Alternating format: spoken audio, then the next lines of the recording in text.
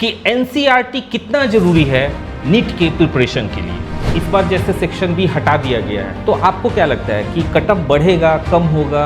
हिमांशु हमारे dropper batch के student हैं, हमारे यहाँ उन्होंने ड्रॉपर बैच ज्वाइन किया है और पिछले पूरे 1 सालों में इनका टेस्ट सीरीज का जो परफॉर्मेंस रहा है, हमारे जितनी भी बैचेज हैं उन सब में टॉप। एनसीईआरटी से थोड़ा एक्स्ट्रा थ्योरी पे क्वेश्चन दिए गए हैं, तो उसको थोड़ा सा आपको ध्यान देना होगा कि कौन सा हमको काम का है, कौन सा हमको काम का नहीं, वो देखना। 4 मई को पेपर है, आपको क्या लगता है कि पेपर टफ आएगा, इजी आएगा? हेलो मेरे प्यारे बच्चों, मेरा नाम है रवि वर्मा और आज मैं लेके आया हूँ आपके समक्ष मिस्टर हिमांशु को। हिमांशु के बारे में मैं एक परिचय बता देता हूँ। हिमांशु हमारे ड्रॉपर बैच के स्टूडेंट हैं, हमारे यहाँ उन्होंने ड्रॉपर बैच ज्वाइन किया है और पिछले पूरे 1 सालों में इनका टेस्ट सीरीज का जो परफॉर्मेंस रहा है, हमारे जितनी भी बैचेज हैं उन सब में टॉप।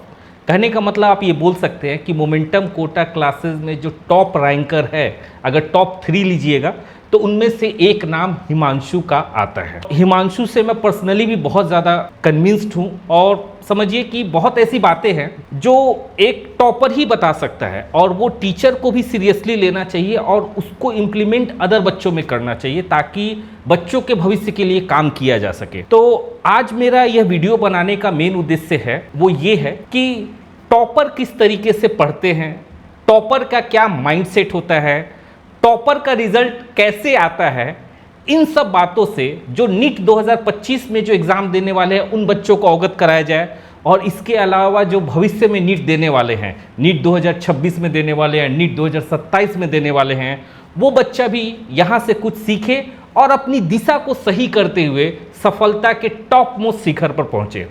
सबसे इम्पॉर्टेंट जो होता है वो दिशा, मतलब गाइड करने, कहते हैं एक जीवन में अगर अच्छा गाइड करने वाला मिल जाए तो सामने वाले पर्सन को सफल होने से कोई नहीं रोक सकता। तो कुछ सवाल मैं लेके आया हूँ जो जनरल बच्चे हैं, जो नीट की तैयारी करते हैं, आईआईटी की तैयारी करते हैं, उनके मन में रहता है और कंफ्यूजन में रहता है और हमेशा सोचते हैं कि टॉपर कैसे रिएक्ट करते हैं। मैं हिमांशु के बारे में एक बार और क्लियर कर देना चाहता हूँ कि ये नीट 2025 का एग्जाम 4 मई को देंगे। मैंने जिस तरीके से पूरे साल इनका परफॉर्मेंस देखा है और जिस तरीके से इन्होंने पूरे साल मोमेंटम कोटा क्लासेस के ड्रॉपर बैच में प्रिपरेशन किया है, मेरा ये मानना है कि इनका selection minimum government medical college में तो 100% है। लेकिन अगर थोड़ा सा, जैसे अभी आपको 30 to 35 डेज और बचा हुआ है, अगर थोड़ा सा हिमांशु और प्रयास करते हैं तो इनको एम्स जाने से कोई नहीं रोक सकता। बाकी तो रिजल्ट भविष्य में आएगा। आपको भी पता है कि 12 जून को रिजल्ट आने वाला है।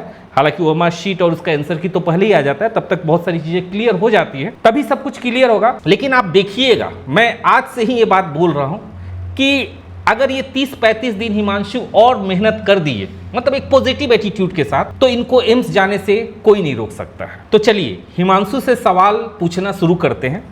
मैं पहला सवाल जो हिमांशु के लिए लेके आया हूं और अदर बच्चों के मन में भी ये सवाल रहता ही है, वो सवाल ये है कि एनसीईआरटी कितना जरूरी है नीट के प्रिपरेशन के लिए?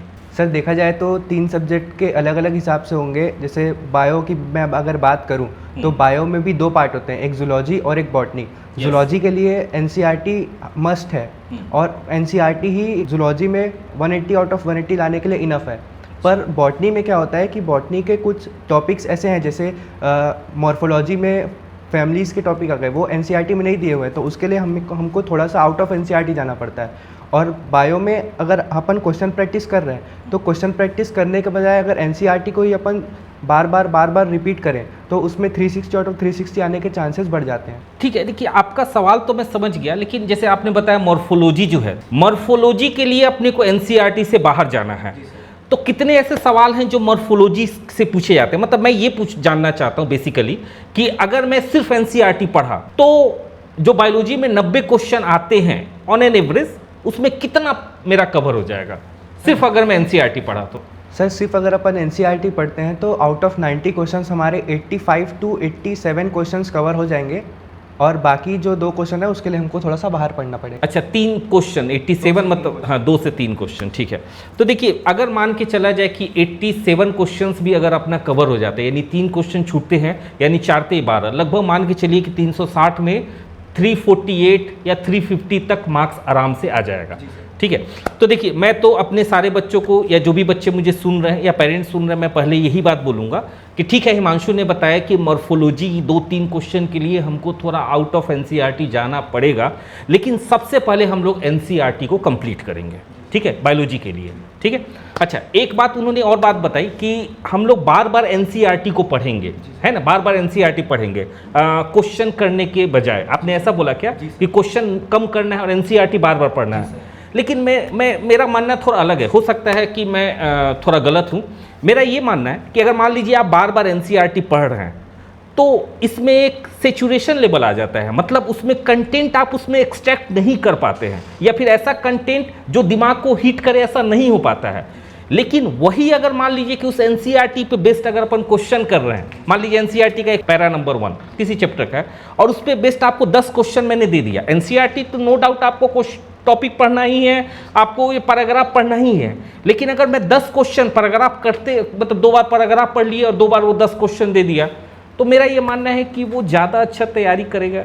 सर, आजकल के जो क्वेश्चंस आ रहे हैं वो हाँ। असर्शन रीजन टाइप्स आ रहे हैं और स्टेटमेंट बेस्ड आ रहे हैं। हाँ। तो जो क्वेश्चंस आते हैं उनमें एनसीईआरटी की लाइंस ही होती हैं। हाँ, लाइन्स होती तो अगर मैं उन एनसीईआरटी की लाइंस को अपने दिमाग में से बसा लिया, हाँ। तो क्वेश्चंस जो है वो इजीली बन जाएंगे, हाँ। इजीली सॉल्व हो जाएंगे। हाँ, लेकिन आप एक बात समझिए हिमांशु, आपकी बात से मैं सहमत हूँ। कितना मोटा बुक है 11-12 का एनसीईआरटी, है ना। अब वो पूरे एक एक लाइन को दिमाग में अंदर बैठाना मुश्किल है ना। अगर मान लो उसको क्वेश्चन के थ्रू अपन करें तो वो दिमाग में हिट करेगा, और क्वेश्चंस के थ्रू जो दिमाग में हिट किया वो लॉन्ग टर्म तक दिमाग में रहता है। हो सकता है मैं गलत हूँ, हो सकता है कि थोड़ा और स्ट्रेटजी अपन इंप्रूव कराएंगे और बच्चों का, ठीक है, ठीक है। चलिए, तो ये तो बायोलॉजी की बात होगी। अपन केमिस्ट्री का देखिए, केमिस्ट्री में कैसा रहेगा? सर, केमिस्ट्री में 3 पार्ट होते हैं, फिजिकल, ऑर्गेनिक और इनऑर्गेनिक। ऑर्गेनिक केमिस्ट्री में एनसीईआरटी के बाहर तो आ ही नहीं सकता, मतलब 100% श्योर है कि ऑर्गेनिक केमिस्ट्री। चलिए, मतलब ऑर्गेनिक के लिए एनसीईआरटी काफ़ी है। चलिए, एक तो मेरा दिल खुश किया सब्जेक्ट है। और बताइए। और सर, इनऑर्गेनिक के लिए अगर देखा जाए तो जैसे अपन जो लेक्चर हम पढ़ रहे हैं उसके बाद एनसीईआरटी हमको उसमें भी पढ़ना ही है, पूरा एनसीईआरटी को थोरोली रीड करना है, और उसके बाद जो एनसीईआरटी के इन टेक्स्ट या फिर बैक एक्सरसाइज के क्वेश्चंस रहते हैं उनको भी हमने को सॉल्व करना है। नहीं, वो तो एनसीईआरटी ही हो गया। मतलब कहा जाए तो फिजिकल को छोड़, फिजिकल की बात अभी नहीं हुई थी, ऑर्गेनिक और इनऑर्गेनिक के लिए एनसीईआरटी इनफ है, और बायोलॉजी के 90 में से 87 क्वेश्चन के लिए एनसीईआरटी इनफ है ना। ठीक है, अब फिजिकल के बारे में क्या ओपिनियन है? सर, फिजिकल के लिए एनसीईआरटी रीड करना उतना इंपॉर्टेंट नहीं है, मतलब और एनसीईआरटी के सिर्फ क्वेश्चंस भी अगर अपन लगा लेते हैं तो फिजिकल केमिस्ट्री में अपने 15 to 16 क्वेश्चंस आते हैं, तो 60 नंबर में आता है, तो 60 नंबर आ सकता है। हाँ। लेकिन एनसीईआरटी के बैक एक्सरसाइज के जो क्वेश्चंस रहते हैं उनमें काफ़ी कैलकुलेशन रहता है, तो उसके लिए अपन कैलकुलेटर यूज़ कर सकते हैं, क्योंकि हमको सिर्फ कॉन्सेप्ट पे बिल्ड करना है। ठीक है, और फिजिक्स के बारे में क्या आपका ओपिनियन? और फिजिक्स के लिए तो एनसीईआरटी उतना मतलब ज़रूरी नहीं है, जो टीचर पढ़ा रहे होते हैं वो पूरा अपना एनसीईआरटी नहीं, पर टीचर तो अलग अलग चीज़ पढ़ा रहे हैं, अपन किसी बुक को पकड़ते हैं। देखिए, फिजिक्स की बुक। हाँ, फिजिक्स के लिए कौन सा बुक अच्छा रहेगा? फिजिक्स के लिए 2 बुक है, एमटीजी है और डीसी पांडे है। डीसी पांडे थोड़ा टफ नहीं हो जाएगा? डीसी पांडे थोड़ा टफ होता है, लेकिन वो कॉन्सेप्ट बिल्ड करने में ज़्यादा हेल्प करता है, क्योंकि उसमें एक टॉपिक है, उसके ऊपर थोड़े इजी लेवल के क्वेश्चन, फिर टफ लेवल के, मीडियम लेवल, फिर टफ लेवल, तो इससे क्या होता है कि कॉन्सेप्ट बिल्ड हो जाता है। बिल्ड हो जाता है, ठीक है। अच्छा, एचसी वर्मा के बारे में क्या कहना है? सर, एचसी वर्मा तो टफ है। टफ है? अच्छा, उसमें इजी लेवल के क्वेश्चंस नहीं दिए गए? इजी लेवल के क्वेश्चंस तो बहुत कम है, मैं एचसी वर्मा कभी वो नहीं किया। अच्छा, कभी आप ट्राई नहीं किए हैं, ठीक है। देखिए, हिमांशु की बातों को मैं फिर से रिपीट कर देता हूँ। हिमांशु का ये कहना है कि अगर आप फिजिक्स और फिजिकल को देख रहे हैं, दोनों का नेचर एक ही जैसा है। हालांकि फिजिकल से लगभग 16 क्वेश्चन पूछे जाते हैं और फिजिक्स से लगभग 45 क्वेश्चन, तो दोनों के केस में एनसीईआरटी की थ्योरी पढ़ना उतना इंपॉर्टेंट नहीं है, ठीक है। ये बात से मैं इनके सहमत भी हूँ। कारण ये है कि एनसीईआरटी की थ्योरी के पढ़ के आप उसके कॉन्सेप्ट को ग्रास्प करके उसके क्वेश्चंस बनाना थोड़ा मुश्किल है। हालांकि जो एनसीईआरटी में टॉपिक दिया गया है उससे बाहर आपको नहीं जाना, मतलब अल्टीमेटली आपको यही बात बताया जा रहा है कि एनसीईआरटी के ही टॉपिक पढ़ने हैं। एनसीईआरटी के अगर आप थ्योरी पढ़ते हैं तो अति उत्तम है, अगर थ्योरी पढ़ के आप सीख जाते हैं। लेकिन अगर थ्योरी पढ़ के आप नहीं सीख पाते हैं तो आपको उसके लिए परेशान होने की ज़रूरत नहीं है। आप उसके लिए कोई रेफरेंस बुक ले सकते हैं जिससे आप थ्योरी अच्छे से सीख सकते हैं। जैसे इन्होंने डीसी पांडे बताया, और इन्होंने और बात बताया कि एनसीईआरटी के जो लास्ट में क्वेश्चंस दिए गए उसको आप कर सकते हैं फिजिकल और फिजिक्स के लिए। इसके अलावा उतना प्रैक्टिस पर्याप्त नहीं है, यानी और प्रैक्टिस के लिए आपको डीसी पांडे जो लेवल वाइज दिया हुआ है, लेवल 1, लेवल 2, लेवल 3, उस बुक को देख सकते हैं फिजिक्स के लिए। या फिजिकल के लिए कौन सा बुक आपने बताया? फिजिकल के लिए एनसीईआरटी मस्ट है, और जो मॉड्यूल्स होते हैं किसी भी कोचिंग के मॉड्यूल्स, वो काफ़ी है। अगर मान लीजिए कोचिंग का मॉड्यूल का मैं नहीं बोलता, मान लीजिए कोई बच्चा सिर्फ स्टडी कर रहा है, किसी कोचिंग से जुड़ा हुआ नहीं है, उसको कैसे करेगा? प्रीवियस ईयर लगा लेता है। तो प्रीवियस ईयर आपको चैप्टर वाइज तो फिजिकल में नहीं है। अच्छा, हाँ है, बुक्स है, एमटीजी है। केमिस्ट्री के लिए भी एमटीजी बुक है। हाँ, एमटीजी केमिस्ट्री के लिए अच्छा है। तो फिजिकल के लिए आप एमटीजी बुक देख सकते हैं। फिजिक्स के लिए डीसी पांडे इन्होंने बता दिया, फिजिक्स के लिए आप एमटीजी भी देख सकते हैं। मैं एचसी वर्मा मैं खुद करता हूं, मैं खुद फिजिक्स का एक फैकल्टी हूं, तो मुझे एचसी वर्मा भी बहुत अच्छा लगता है। हालांकि मेरा ये मानना है कि पहले आप बेसिक स्तर का अगर आप क्लियर कर लिए, उसके बाद आप एचसी वर्मा क्लियर करेंगे तो बहुत अच्छा कॉन्सेप्ट बनेगा। दूसरा क्या है कि एचसी वर्मा में थोड़ा सा प्रॉब्लम ये है कि एनसीईआरटी से थोड़ा एक्स्ट्रा थ्योरी पे क्वेश्चन दिए गए हैं, तो उसको थोड़ा सा आपको ध्यान देना होगा कि कौन सा हमको काम का है, कौन सा हमको काम का नहीं, वो देखना। रही बात आपको इनऑर्गेनिक और ऑर्गेनिक के लिए, उसमें एनसीईआरटी पर्याप्त है। रही बात बायोलॉजी के लिए एनसीईआरटी पर्याप्त है, मेरे हिसाब से पर्याप्त है। मॉर्फोलॉजी के लिए, अच्छा मॉर्फोलॉजी के लिए कहाँ से पढ़ा जाए, कोई ऐसा सजेशन? मॉर्फोलॉजी के लिए 2-3 क्वेश्चन जो एनसीईआरटी में नीट के जो सिलेबस में जो एक्स्ट्रा टॉपिक्स हैं वो अपन नेट से पढ़ सकते हैं। हाँ, नेट से पढ़ सकते हैं, इंटरनेट से पढ़ सकते हैं। चलिए ठीक है, तो पहले सवाल का जवाब हिमांशु ने दिया। चलिए, वेरी गुड हिमांशु। अच्छा, दूसरे सवाल पूछते हैं कि डेली स्टडी टाइम टेबल कैसे होना चाहिए। देखिए, मैं अभी तक लगभग डायरेक्टली देखा जाए तो लगभग 4000 प्लस बच्चों को डायरेक्टली पढ़ा चुका हूँ, और मेरा ये मानना है कि सभी बच्चे एक स्ट्रॉन्ग टाइम टेबल को एवरीडे फॉलो नहीं कर पाते, और ये सबसे बड़ा कारण होता है किसी भी बच्चे के अंदर फ्रस्ट्रेशन या फिर कॉन्फिडेंस का डाउन होने का। जैसे मान लीजिए बच्चा क्या होता है, पहले बहुत एक्साइटेड होता है, उस पर रूटीन बनाता है और फिर वो रूटीन फेल हो जाता है, 2-4 दिन करता भी है फिर फेल हो जाता है, फिर 15 दिन बाद फिर बहुत एक्साइटेड होता है, कोई उसको मोटिवेट करता है, फिर रूटीन बनाता है, फिर 2-4 दिन चलता है, फिर वो डिमोटिवेट हो जाता है। तो ये रूटीन के कारण से मुझे ऐसा लगता है ना कि मतलब अच्छा करने के लिए आदमी रूटीन बनाता है और बुरा हो जाता है। तो आप समझ रहे हैं इस बात को? तो कैसा स्ट्रेटजी रखा जाए? देखो, ऐसे तो रैंडम तो अपन चलेंगे तो थोड़ा सा तो भले मोटा मोटी रूटीन बनाया जाए, है ना, ठीक है, मोटा मोटी रूटीन हो जाए कि भाई मेरे को इतने से इतने बजे तक पढ़ना है, बाकी मैं जो करूँ, तो वैसा भी रूटीन बने या फिर एग्जैक्ट रूटीन बने। मैं तो एक एक बच्चे को देखा हूँ सर, एक एक सेकेंड, मतलब 5:13 में उठ जाऊँगा, 5:15 में मैं नाश्ता करूँगा, 5:25 पे मैं पानी पीऊँगा, 5:30 पे मैं फिर से पढ़ने बैठ जाऊँगा। ऐसे एकदम कड़ा रूटीन बनाते हैं जो पॉसिबल नहीं होता है फॉलो करना। तो आपका क्या कहना है? मैं फिर से क्वेश्चन बताता हूँ, डेली स्टडी टाइम टेबल कैसा होना चाहिए, ये क्वेश्चन है।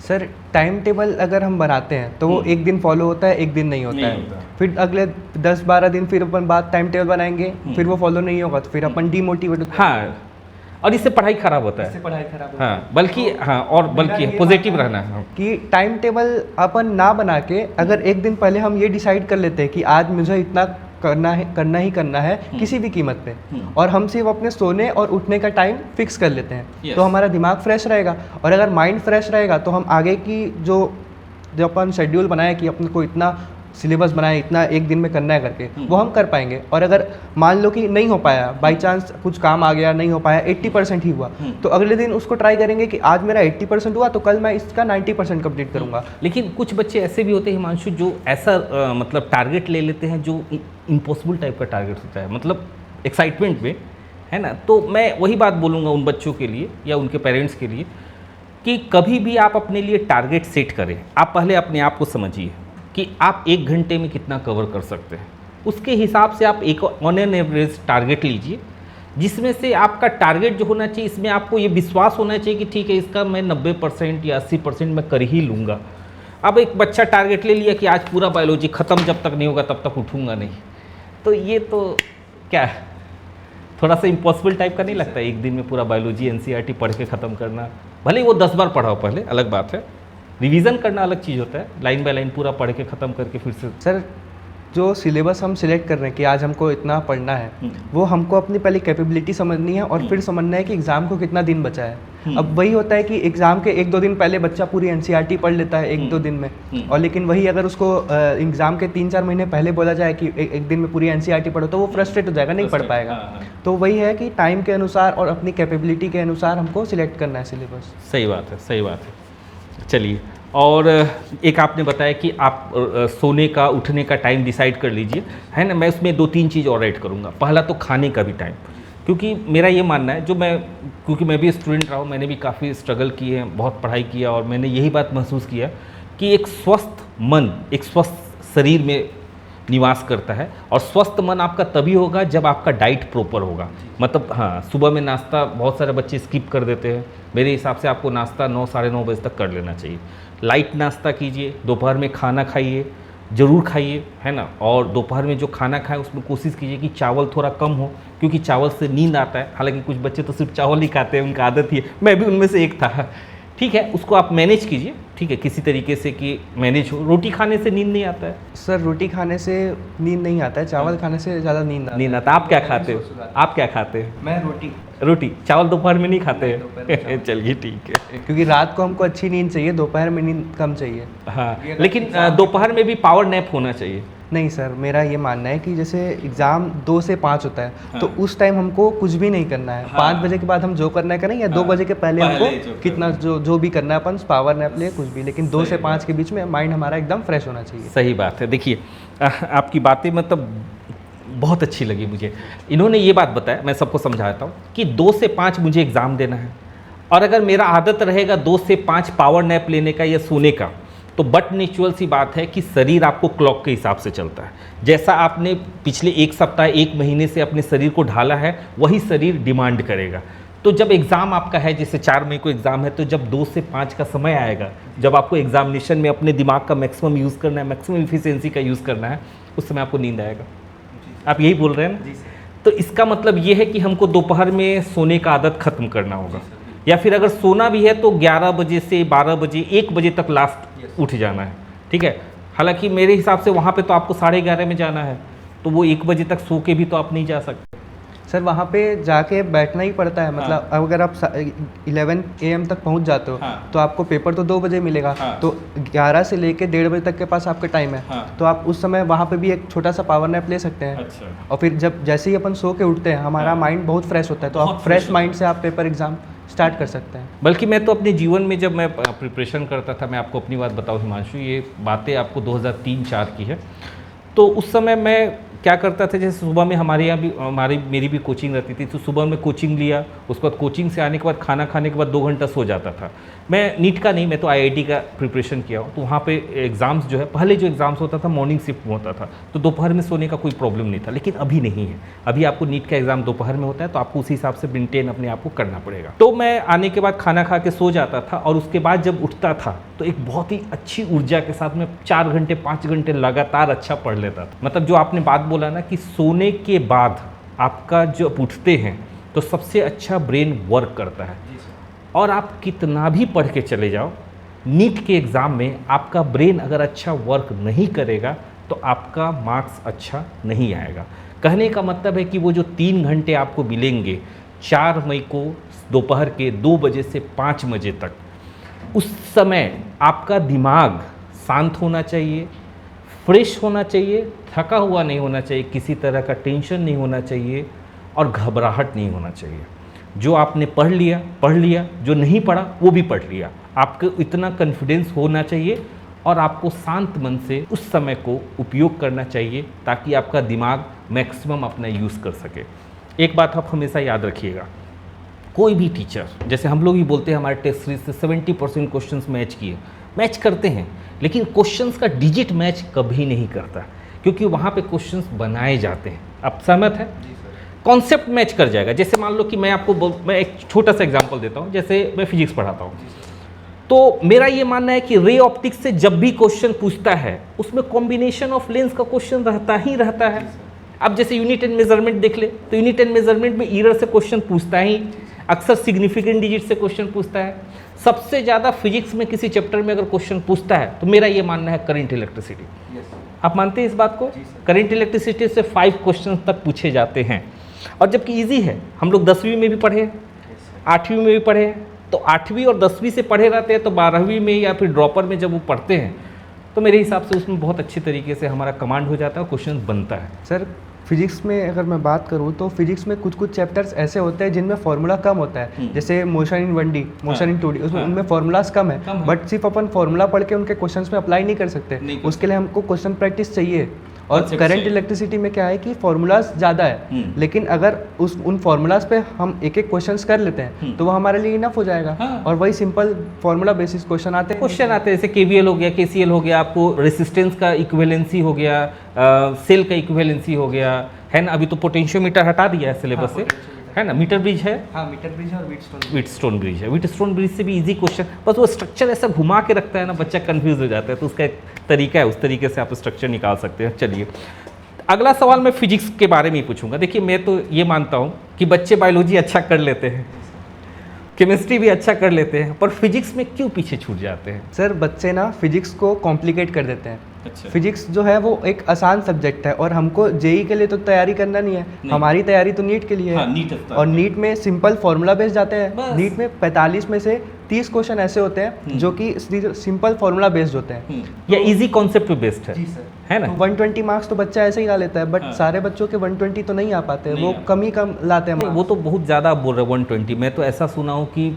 मतलब 25% बच्चों का 0 से कम मार्क्स आता है फिजिक्स में, मतलब they are scoring 0 and below 0, that is negative mark. 25% बच्चों का, जो 24 लाख बच्चे एग्जाम देने वाले हैं, इस बार तो खैर 23 लाख बच्चे देंगे, पिछली बार जो 24 लाख बच्चे दिए थे उसमें से 25% बच्चे ऐसे हैं जिनका मार्क्स 0 या 0 के नीचे आया था। 120 तो बहुत ज़्यादा है। सर वो क्या होता है कि बच्चे फार्मूला को रिटेन नहीं कर पाते। तो क्या तरीका है, जैसे कैसे आप फार्मूला को रिटेन कर सकते हैं? हम एक चैप्टर पढ़ रहे हैं तो उसकी फार्मूला लिस्ट बना लिए। अब उस फार्मूला लिस्ट को सुबह उठे एक बार देख लिए, क्योंकि सुबह उठते ही हमारा दिमाग तो फ्रेश रहता है। अगर हम सुबह उठते ही उसको देख लेंगे तो वो हमारे माइंड में बस जाएगा। और फिर उसको अगले हफ्ते फिर से देख लिए तो फिर से वो स्ट्रांग होते रहेगा। ऐसे ऐसे हर हफ्ते एक एक फार्मूला चैप्टर वाइज रिवाइज करते गए तो वो फार्मूला तो। अच्छा, ये तो आपकी बात मैं समझ गया, लेकिन मैं खुद टीचर हूँ तो 12 साल से पढ़ा रहा हूँ, तो मैं एक और उपाय बताता हूँ। जैसे ये एक पेज है तो आपको ये कोशिश करना है कि इस एक पेज में कम से कम 3 चैप्टर के फॉर्मूला आ जाए। टोटल 28 चैप्टर आपको फिजिक्स में पढ़ने हैं, टोटल 28। एक्सपेरिमेंटल फिजिक्स मान लीजिए तो 29। एक्सपेरिमेंटल फिजिक्स हटा दीजिए, क्योंकि एक्सपेरिमेंटल फिजिक्स को वैसे भी यूनिट एंड मेजरमेंट में हम लोग पढ़ा ही देते हैं, हाँ, वर्नियर कैलिपर और मीटर गॉस। तो 3 चैप्टर अगर आप एक में कर देते हैं, यानी अगर आपके पास 9 शीट है ऐसा, तो आपका पूरा फिजिक्स का फॉर्मूला इजी वे में आ जाएगा। ठीक है। और इस 9 शीट को आप क्या कीजिए, जहाँ पर भी बैठ पढ़ते हैं, जैसे मैं ये टेबल है, अब मैं इस पढ़ता हूँ तो इसके सामने वाल होगा, ऊपर वाल होगा, या लेफ्ट साइड वाल होगा, राइट साइड वाल होगा, उसमें 9 शीट एकदम लाइन से बना के अपने हैंड राइटिंग में, नो कट कॉपी पेस्ट, अपने हैंड राइटिंग में बना के उसको चिपका दीजिए। और मैं तो ये बोल रहा हूँ, आप बोल रहे हैं साप्ताहिक देखिए, मैं तो बोलता हूँ सुबह शाम अगर दर्शन उसको देखेंगे तो मेरे हिसाब से 15 मिनट में हो जाएगा।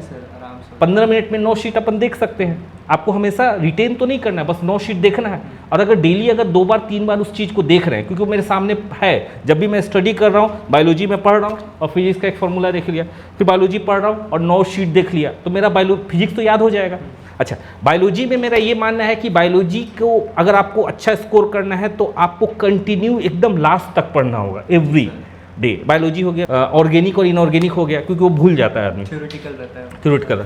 फिजिक्स में ऐसा नहीं, फिजिक्स में ऐसा बिल्कुल नहीं है। अगर हम लास्ट के, जैसे मैं अपना बताऊं तो मेरा लास्ट में पिछले साल क्या हुआ था कि फिजिक्स में 12th तक का स्ट्रॉन्ग कर लिया था, उसके बाद 12th की फिजिक्स को मैं अचानक से छोड़ दिया 3 महीने, क्योंकि मेरा 11th का फिजिक्स वीक था, तो मैंने 11th के फिजिक्स को ध्यान दिया और मेरा 12th का फिजिक्स निकल गया फिर, तो उसमें से मेरे 12th के फिजिक्स में से मार्क्स गलत हो गए। तो वही है कि हर 15 डेज के बीच में एक बार अगर अपन रिवाइज कर लेते हैं तो फिजिक्स अपन नहीं भूलते। लेकिन बायो क्या होता है कि बायो पूरा थ्योरी रहता है, तो वो हमको पढ़ना ही पड़ेगा एक हफ्ते 5 दिन के अंदर। तो अगर फिजिक्स को हम 15 दिन तो मैं नहीं बोलूँगा, मतलब सप्ताह में अगर लास्ट के, जैसे मान लीजिए अभी अगर आपका फिजिक्स अभी तक रेडी हो गया, जैसे मार्च आपका खत्म होने वाला, फिजिक्स रेडी हो गया, तो अप्रैल में अगर सिर्फ एक दिन, मतलब सप्ताह में 1 दिन फिजिक्स को दिए और बाकी फॉर्मूला आप देखते रहे, तो मेरे हिसाब से पर्याप्त है। और बाकी जो 6 डेज़ है या 5 डेज़ है, आप उसको अदर सब्जेक्ट को दीजिए, क्योंकि अदर सब्जेक्ट्स पे ज़्यादा आपको निर्भर करना है। 50% बायोलॉजी होता है ना। नीट के बायोलॉजी में 360 आउट ऑफ 360 एक मैजिकल फिगर होता है, और 360 आउट ऑफ 360 बहुत सारे बच्चे अचीव भी कर लेते हैं, है ना। भले फिजिक्स में उसका 120 मार्क्स आए, लेकिन 360 आउट ऑफ 360 अगर बायोलॉजी में आ जाता है तो एक क्लियर कट ऑफ क्रॉस कर जाता है। छत्तीसगढ़ में तो अपना कट ऑफ थोड़ा डाउन ही जाता है। इंडिया लेवल पे देखा जाए, जैसे एमसीसी का काउंसिलिंग देखा जाए तो वहाँ पे तो कट ऑफ 50 मार्क्स अधिक ही रहता है, और छत्तीसगढ़ में थोड़ा डाउन ही रहता है। ठीक है, तो थोड़ा बहुत छत्तीसगढ़ में के बच्चे अगर मान के चलिए कि थोड़ा फिजिक्स पे इग्नोर भी करें, इग्नोर मतलब देखो कुछ प्रयास तो आदमी करता ही है, किसी काम का हो नहीं पाता तो भी उसको परेशान होने की ज़रूरत नहीं। बायोलॉजी और केमिस्ट्री आपका बहुत स्ट्रांग होना चाहिए, और फिजिक्स में फार्मूला कॉन्सेप्ट को देखिए। अब जैसे मान लीजिए कि जैसे आपने बताया फार्मूला पे क्वेश्चन पूछे जाते हैं, मैंने ऐसा बहुत बार देखा है जिसमें आपको कॉन्सेप्ट पे क्वेश्चन पूछे जाते हैं, जैसे स्टेटमेंट वाले कॉन्सेप्ट पे रहता है भाई, दो चार्ज हैं उनको पास लाएंगे तो अट्रैक्शन होगा, रिपल्सन होगा, फोर्स बढ़ेगा कम होगा, ये नॉर्मल सा। जी सर, 45 क्वेश्चन आते हैं फिजिक्स में, तो 30 क्वेश्चन तो normal simple direct one liner formula पे रहेंगे, और वो भी फिक्स पैटर्न है। जैसे मान लीजिए अगर सेमीकंडक्टर देख रहे हैं तो लॉजिक गेट से एक या दो क्वेश्चन फिक्स है, ठीक है, उसमें भी 0 1 0 वो ग्राफ वाले भी पूछे जाते हैं। हाँ। और बाकी जो 15 क्वेश्चन रहेंगे वो रहेंगे स्टेटमेंट वाइज, और एक ऐसे 5 क्वेश्चन ऐसे रहेंगे जो थोड़े टफ रहेंगे। टफ मतलब मॉडरेट लेवल के रहेंगे, जो नीट के बच्चों को मॉडरेट लगे, ताकि उनका थोड़ा सा टाइम कंज्यूम हो। अगर सारे बच्चे ज़्यादा स्कोर ला लेंगे फिजिक्स में तब तो कट ऑफ बहुत हाई चला जाएगा, तो इसलिए 5 क्वेश्चंस ऐसे रहते हैं जो कि थोड़े टफ रहते हैं। चलिए, मैं नेक्स्ट जो आपसे सवाल पूछूंगा वो ये है, कैसे पढ़ाई करें कि सब्जेक्ट्स अच्छे से कवर हो जाए, कैसे पढ़ाई करें कि सब्जेक्ट्स अच्छे से कवर। देखिए अभी तो हम लोग उसी बात पे डिस्कस किए, लेकिन उसको एक बार पूरा फाइनल सब्जेक्ट वाइज, हाँ सब्जेक्ट वाइज बता दीजिए। सर बायो में तो ऐसा है कि आप सिर्फ एनसीईआरटी पढ़िए और फुल सिलेबस टेस्ट दीजिए। बायो का 360 वाला फुल सिलेबस टेस्ट दीजिए और एनसीईआरटी पढ़िए, उससे वो मोर देन इनफ है बायो के लिए। क्योंकि अगर जो आउट ऑफ एनसीईआरटी टॉपिक्स है वो अपने जो टेस्ट पेपर के क्वेश्चन है उससे कवर हो जाएंगे, तो वो रिटेन हो जाएगा, क्योंकि क्वेश्चन गलत हुआ है तो वो रिटेन हो जाता है अपने को। अब केमिस्ट्री इनऑर्गेनिक और ऑर्गेनिक के लिए तो सिर्फ एनसीईआरटी रीड करिए, और उसमें भी बायो, इनऑर्गेनिक केमिस्ट्री और ऑर्गेनिक केमिस्ट्री के लिए सेम पैटर्न फॉलो करना है, और फिजिकल और फिजिक्स के लिए सेम पैटर्न फॉलो करना है। फिजिकल और फिजिक्स केमिस्ट्री के लिए क्या करना है कि अपन पढ़ेंगे पहले पूरा थ्योरी, उसके बाद अपन उसके क्वेश्चंस कर लिए जो क्लास में कराए हुए क्वेश्चंस हैं, उसके बाद क्लास में कराए हुए क्वेश्चंस को घर जाके वापस रिपीट किए, फिर अगले दिन उसके सारे पीवाईक्यूज कर लिए। अब सारे पीवाईक्यूज किए तो हमको एक आइडिया हो गया कि किस टॉपिक पे क्वेश्चंस पूछे जाते हैं। अब उस टॉपिक पे 2-4 क्वेश्चन अपन और कर लिए, और बाकी टेस्ट पेपर तो है ही, चैप्टर वाइज टेस्ट और फुल सिलेबस टेस्ट, इससे अपन पूरे कवर कर सकते हैं। सही बात, लेकिन थोड़ा सिंप्लीफाई तरीके से मैं बताता हूँ। अगर आपको पूरे सब्जेक्ट कवर करना है तो बहुत सिंपल सा तरीका है। बायोलॉजी के लिए पूरी तरीके से आप एनसीईआरटी पे निर्भर करें, ठीक है, हाइलाइटर्स जो हाईलाइट करते हैं उसको हाईलाइट कीजिए। ऑर्गेनिक और इनऑर्गेनिक के लिए आप पूरी तरीके से एनसीईआरटी पे निर्भर करें। फिजिकल के लिए आपको क्वेश्चंस ज़्यादा से ज़्यादा प्रैक्टिस करना है तो आप एमटीजी बुक जो फिंगर टिप्स आता है उसको यूज़ कर सकते हैं, और भी बहुत सारे बुक्स हैं आप देख सकते हैं, पर लेवल वाइज आप जाइएगा, क्योंकि एकदम से हाई लेवल पे चले जाइएगा तो आपको हो सकता है कि दिक्कत हो। फिजिक्स के लिए अगेन आपको एमटीजी बुक अच्छा आता है, इन्होंने डीसी पांडे बताया, मैं एचसी वर्मा भी ऐड करूँगा, तो इनमें बुक्स को आप देख सकते हैं। लेकिन पहले एनसीईआरटी का जो एग्जाम्पल्स है या जो लास्ट में जो दिए गए क्वेश्चन उसको आप देख लीजिए। तो ये तो आपको सब्जेक्ट ओवरवाइज हो गया, लेकिन इन सब का सबसे अच्छा निचोड़ जो है वो ये है कि आप टेस्ट दीजिए। टेस्ट देने के लिए तो हिमांशु ने भी बोला, लेकिन मैं उसमें एक चीज़ और ऐड करूँगा, इवेल्युएट करना। जैसे मान लीजिए हिमांशु, मैंने एक पेपर दिया 180 क्वेश्चंस का, अब उसमें हो सकता है कि मुझे उसमें से 180 में से 40 क्वेश्चंस नहीं आता है, तो अगर मैं उसको इवेल्युएट नहीं करूँगा तो क्या मैं वो 40 क्वेश्चन सीख पाऊँगा? नहीं सर, वो तो फिर अगले टेस्ट में भी गलत होगा, तो क्या मेरा इंप्रूवमेंट हुआ? नहीं। तो उसको मुझे इवेल्युएट करना है, मतलब उसको मुझे सीखना है, और उसमें अगर कोई डाउट है तो डाउट में टीचर से पूछना है ना। टेस्ट सीरीज़ के लिए आप जैसे हमारा टेस्ट सीरीज़ अगर लेना चाहते हैं तो हम आपको होम डिलीवरी दे देंगे, जिसमें हमारे पास टोटल 14 टेस्ट का एक सीरीज़ है, जिसमें आपको पार्ट टेस्ट और फुल सिलेबस टेस्ट दोनों हैं। इसके अलावा अगर आप चैप्टर को इम्प्रूव करना चाहते हैं तो आप चैप्टर वाइज टेस्ट भी दे सकते हैं। 80 चैप्टर वाइज टेस्ट सीरीज़ हमारे यहाँ अवेलेबल है, जिसको आप देख के अपने हर चैप्टर को इम्प्रूव कर सकते हैं। और आप अगर उसके बारे में डिटेल जानकारी चाहते हैं, नीचे दिया गया जो नंबर है दैट इज़ 9893988509, आप उस पर कॉल बैक कर सकते हैं। उस पर आप कॉल करेंगे तो आपको डिटेल जानकारी रिगार्डिंग आपको टेस्ट सीरीज़ हो जाएगा, और आपके घर पे डिस्पैच कर दिया जाएगा। 4-5 दिन लगता है, आपके घर तक टेस्ट सीरीज़ पहुंच जाएगा। ठीक है, तो कितना आप इम्पोर्टेंट क्या आप मतलब कितना आप रोल समझते हैं टेस्ट सीरीज का किसी भी बच्चे के सिलेक्शन के लिए, या आप ऐसा समझो कितना मिनिमम टेस्ट देना चाहिए पूरे साल में? सर मिनिमम हमको, जैसे मैं फुल सिलेबस की बात करूँ तो मिनिमम 30 फुल सिलेबस तो देना ही। फुल सिलेबस मतलब पूरे 82 चैप्टर्स की आप बात कर रहे हैं ना, फिजिक्स केमिस्ट्री बायो तीनों की। हाँ, कितना? मिनिमम 20 to 30 तो देना ही है 20 से कंपलसरी। 30? 20 से 30 तो कंपलसरी है। 20 से 30? जी सर। ओके, पार्ट टेस्ट और फुल टेस्ट दोनों हाँ, मिला के कि सिर्फ फुल टेस्ट? पास टेस्ट और फुल टेस्ट दोनों मिला के, ठीक है।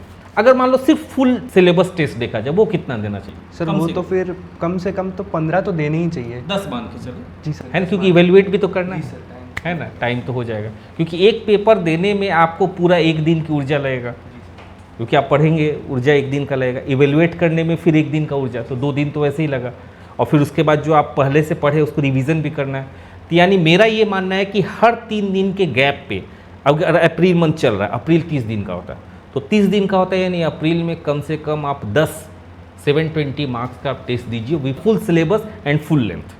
क्या है हिमांशु?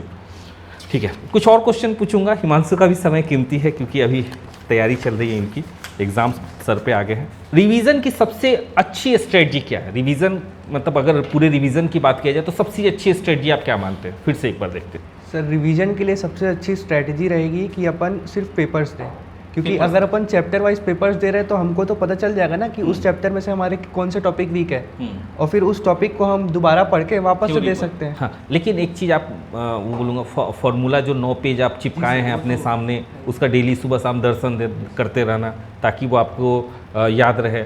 बायोलॉजी के कुछ ऐसे टर्म्स होते हैं जो आदमी भूल जाता है, मतलब हर तीसरे दिन भूल जाता है, और वहाँ से क्वेश्चंस बनते हैं। हाइलाइटर जिसको मैं बोल रहा हूँ, उसको देखते रहना। ऑर्गेनिक तो पूरा आपका सिस्टमेटिक ही है, इनऑर्गेनिक में कुछ ऐसी चीज़ें होती है जो आदमी भूल जाता है, उसको थोड़ा सा टेस्ट तो देना मस्ट है। पर टेस्ट जैसे आप 3 दिन के लिए 3 दिन का अगर आप सेशन बनाते हैं तो एक दिन टेस्ट दीजिए, अगले दिन इवेल्युएट कीजिए, और एक दिन जो रेस्ट है उसका रिवाइज कीजिए। मेरे हिसाब से अप्रैल मंथ आ गया तो आपको नया कुछ भी गेन नहीं, नया नहीं पढ़ना चाहिए, क्योंकि वैसे भी उस एक नया के चक्कर में आपका पुराना पूरा ख़राब हो जाएगा। नया कुछ भी पढ़ रहे हैं, हम लोग जनरली 31 मार्च तक बोलते हैं, 31 मार्च तक आपका कुछ छूटा हुआ है उसको आप नया पढ़ लीजिए, अदरवाइज़ उसको छोड़ सकते हैं। वैसे भी अगर 720 मार्क्स का देखा जाए तो छत्तीसगढ़ में आपको अगर यूआर कैटेगरी में देखा जाए तो पिछली बार कट ऑफ 595 गया था, है ना। आप ओबीसी कैटेगरी से हैं, तो हिमांशु ओबीसी कैटेगरी से है, और हिमांशु ने नीट 2024 में भी एग्ज़ाम दिया था, और नीट 2024 में आपके कितने मार्क्स आए थे? 560। यानी हिमांशु के 560 यानी 560 मार्क्स नीट 2024 में आए थे। इस बार का मैं मार्क्स नहीं बोलूँगा, ठीक है, कितना आएगा, पर इतना समझ जाइए कि हो जाएगा। पिछली बार जो ओबीसी कैटेगरी में कट ऑफ गया था वो 592 मार्क्स गया था, ठीक है। इस बार जैसे सेक्शन बी हटा दिया गया है, तो आपको क्या लगता है कि कट ऑफ बढ़ेगा, कम होगा? सर मेरे हिसाब से कट ऑफ जो है वो कम होना चाहिए, कम होना चाहिए। क्योंकि जो सेक्शन बी आता था उसमें ऑप्शनल क्वेश्चन क्या करते थे कि जो बच्चे 1 शॉट देख रहे हैं और 1 शॉट देख के एग्जाम दे देते हैं 1 महीना 2 महीना पढ़ के, वो भी सिलेक्ट हो जाते थे, और 2 महीने जो बच्चे साल भर मेहनत किए हैं उनका भी वो दोनों सेम लेवल पे आ जाते थे।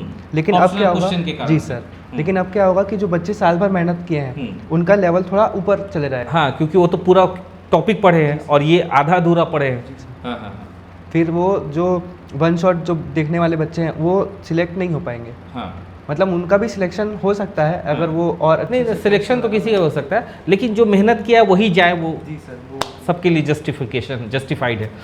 तो आपका ये कहना है कि इस बार कट ऑफ डाउन जाएगा, ठीक है। लेकिन एक चीज़ और बोलूँगा हिमांशु कि 4 मई को पेपर है, आपको क्या लगता है कि पेपर टफ आएगा, इजी आएगा? पिछली बार 2024 में आपने 560 मार्क्स लाया, तो आपको क्या लगा कि 2024 का पेपर टफ था, इजी था, मॉडरेट था? सर 2024 का जो पेपर था वो मेरे हिसाब से मॉडरेट लेवल का था। मॉडरेट बायो इजी था, केमिस्ट्री थोड़ा सा मॉडरेट था, और फिजिक्स भी इजी टू मॉडरेट लेवल का था। मतलब इजी और मॉडरेट के बीच में था, ठीक है। 50% इजी, 50% मॉडरेट, गुड। और इस बार कैसा आ सकता है? सर इस बार पेपर भी इजी आना चाहिए, क्योंकि सेक्शन भी हटा दिए हैं, और अगर और हाई दे देते हैं, हाई लेवल का पेपर सेट कर देते हैं एनटीए वाले, तो कट ऑफ जो है वो ड्रास्टिकली डिक्रीज हो जाएगा। तो डिक्रीज हो जाएगा, उससे क्या फ़र्क पड़ेगा? सर कट ऑफ डिक्रीज हो जाएगा तो इससे फ़र्क ये पड़ेगा। मैं आपकी बात समझ गया। देखिए हिमांशु ये बोलना चाहते हैं, देखिए हिमांशु मैं आपको एक बात बताऊंगा कि कोई ज़रूरी नहीं कि पेपर इजी ही आए, पेपर टफ भी आ सकता है, क्योंकि नीट में सिलेक्शन का कोई परसेंटेज थोड़ी है, वहाँ पर तो रैंक है, आपका रैंक अच्छा होना चाहिए। तो जो बच्चे ये सोच रहे हैं कि पेपर इजी आएगा, हो सकता है वो सही हो सकता है गलत हो। जो बच्चे ये सोच रहे हैं पेपर मॉडरेट आएगा, हो सकता है सही हो गलत हो। पर इतना ज़रूर है कि अगर आप पढ़े हैं तो आपसे क्वेश्चन बन जाएगा। देखिए एनटीए एग्ज़ाम नीट का भी लेता है, जेई का भी लेता है। पिछली बार भी आईआईटी जेई का एग्ज़ाम देखा जाए तो इजी और मॉडरेट के बीच में था, और इस बार उसने मॉडरेट एग्ज़ाम लिया है। पिछली बार अगर देखा जाए तो नीट का एग्ज़ाम इजी और मॉडरेट के बीच में था, तो इसका मतलब अपन उम्मीद कर सकते हैं कि नीट का पेपर आपको एक मॉडरेट लेवल का आएगा। और चूंकि सेक्शन भी हटा दिया गया है तो कट ऑफ डिक्रीज़ होगा। मैंने कट ऑफ के बहुत सारे वीडियो बताए हैं। हमारा जो मोमेंटम कोटा क्लासेस काउंसलिंग करके एक चैनल है, आप वहाँ पे जाएंगे तो आपको उस चैनल में डिटेल जानकारी मिलेगी। इसके अलावा अगर आप हमसे फ्री काउंसलिंग लेना चाहते हैं तो मोमेंटम कोटा क्लासेस काउंसलिंग करके हमारा टेलीग्राम चैनल है, आप उसको ज्वाइन कर सकते हैं। वहाँ पे आपको फ्री काउंसलिंग और डिटेल इन्फॉर्मेशन मिलेगा। तो मेरा ये जो मानना है वो ये मानना है कि यूआर कैटेगरी में लगभग 30 मार्क्स कम होंगे, मेरा जो मानना है। हो सकता है मैं गलत भी हूँ, और मैं इस चीज़ को तभी बोल रहा हूँ 2 कारण से। पहला सेक्शन भी हट गया है ना, और दूसरा है जो पेपर है वो पिछली बार से थोड़ा सा हाई लेवल का आएगा। मतलब पिछली बार इजी मॉडरेट के बीच में था, इस बार मॉडरेट आएगा। मैं ये मान सकता हूँ। कैसे माना मैंने? क्योंकि आईआईटी जेई में भी वही चेंजेस हुआ, संस्था तो एनटीए ही दे रहा है। ये मेरा अपना परसेप्शन है। तो 30-30 मार्क्स आपका यूआर में कम होगा, ओबीसी में कम होगा। ईडब्ल्यूएस में मैंने 20 बोला है, एससी एसटी कैटेगरी में मैंने 20-20 मार्क्स बोला है कट ऑफ डिक्रीज होने का। हालांकि 30 नहीं कम होता है तो 20 तो मान के चलो कम होगा, क्योंकि सेक्शन भी हट गया उसके कारण से। पहली बात, अगर पेपर और टफ आ गया तो और डिक्रीज हो सकता है, इजी आ गया तो कम डिक्रीज हो सकता है। ठीक है, पेपर के टफनेस पे डिपेंड करता है। ठीक है, अच्छा एक बात और मैं आपसे बस लास्ट सवाल है ना, क्योंकि आपका समय बहुत कीमती है, आप अभी 4 मई को एग्ज़ाम देने वाले हैं और उसकी तैयारी भी कर रहे हैं। क्या लगता है कि पिछली बार से इस बार नीट में ज़्यादा बच्चों ने फॉर्म भरा है, या कंपटीशन थोड़ा इंक्रीज़ हुआ है? फॉर्म तो कम ही भरे हैं। पिछली बार 24 लाख बच्चे भरे थे, इस बार 30 लाख भरे हैं। अगर छत्तीसगढ़ का बात किया जाए तो पिछली बार 40,000 बच्चे भरे थे। इस बार का भी कोई डेटा हमारे पास अवेलेबल नहीं है, क्योंकि कहीं अनाउंस नहीं हुआ है। आने वाले समय में जब होगा तो मैं आपको बताऊँगा। मान के चलिए कि 40,000 बढ़े थे, 40,000 बढ़े, तो पिछली बार से कंपटीशन बढ़ा है कि कम हुआ है? क्या लग रहा है आपको? सर वो तो जो क्वेश्चन पेपर का लेवल है वो बता पाएगा। अच्छा, मतलब आपको पर्सनली क्या फील होता है? कंपटीशन मतलब जैसे जैसे समय बीतते जाता है कंपटीशन बढ़ता है कि कम होता है? पर्सनली कंपटीशन जो है वो थोड़ा सा कम हुआ है, क्योंकि सेक्शन भी हट गया है। हाँ। और पेपर जो है वो थोड़ा मॉडरेट लेवल का मान सकते हैं, और इस बार नंबर ऑफ़ कैंडिडेट्स भी कम हुए हैं, तो कंपटीशन थोड़ा सा कम हुआ है। ठीक है, चलिए बहुत बहुत धन्यवाद हिमांशु आपका जुड़ने के लिए। एक बार और अपन इंटरव्यू देंगे जब आपका 100% सिलेक्शन हो जाएगा। ठीक है, चलिए, थैंक यू, थैंक यू।